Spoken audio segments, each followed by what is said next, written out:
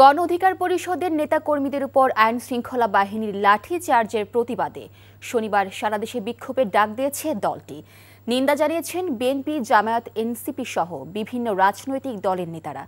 এদিকে প্রধান উপদেষ্টার প্রেস সচিব শফিকুল আলম জানান, এ ঘটনা তদন্ত করা হবে।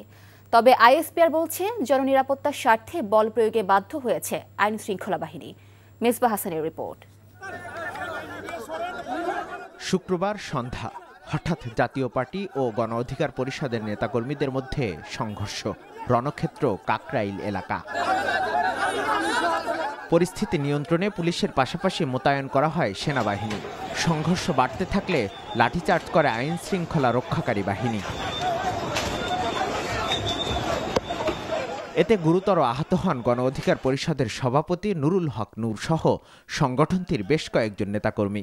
আহতদের একটি বেসরকারি হাসপাতালে প্রাথমিক চিকিৎসা শেষে নেওয়া হয় ঢাকা মেডিকেল কলেজ হাসপাতালে। সিভিল পোশাকের লোক ছিল অনেক, আমার ইচ্ছা মতন মারা মারছে, দুনিয়ার মার দিছে। বিভিন্ন রাজনৈতিক দলের নেতারা নূরকে দেখতে এসে ক্ষোভ প্রকাশ করেন, একই সাথে দাবি জানান বিচারের। জুলাইয়ের এই শক্তিগুলোকে পিটে রক্তাক্ত করলেও আমরা সংযম দেখাবো, আর সেইটার মাধ্যমে আপনি আওয়ামী লীগকে ফিরিয়ে আনবেন, সেইটা আমাদের জীবন থাকতে হইতে দিব না। আমাদের কথা অত্যন্ত স্পষ্ট, যারা হামলা করেছেন, যারা এই ধরনের নৃশংস নির্যাতন করেছেন, তাদের ছবি ফুটেজ আমাদের কাছে আছে।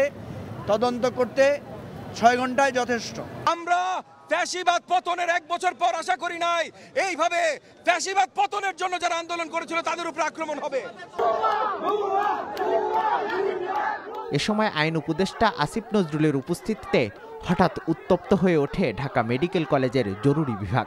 পরে গণমাধ্যমে কথা না বলে হাসপাতালের অন্য দরজা দিয়ে চলে যান তিনি। তবে এমন ন্যাক্কারজনক ঘটনার তদন্ত হবে বলে জানান প্রধান উপদেষ্টার প্রেস সচিব।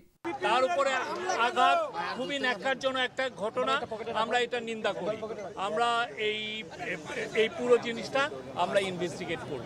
ঘটনার প্রতিবাদ জানিয়ে নতুন কর্মসূচি ঘোষণা দেয় গণ অধিকার পরিষদ।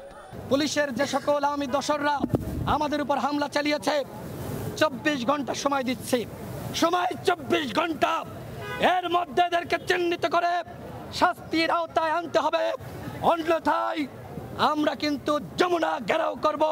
এ ঘটনার প্রতিবাদে বিক্ষোভ মিছিল করেছে জাতীয় নাগরিক পার্টি এনসিপি। এছাড়া বিবৃতি ও সামাজিক যোগাযোগ মাধ্যমেও প্রতিবাদ ও নিন্দা জানিয়েছে বিএনপি সহ বিভিন্ন রাজনৈতিক দলের নেতাকর্মীরা।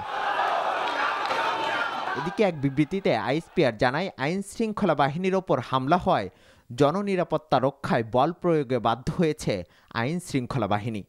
Mezba Hasan, NTV news, Dhaka. Bundle থাকলে প্রতি সেনমানিতে টাকা বাঁচবে। বিকাশ সেনমানি বান্ডেল কিনে জিতুন প্রতি লেনদেনে।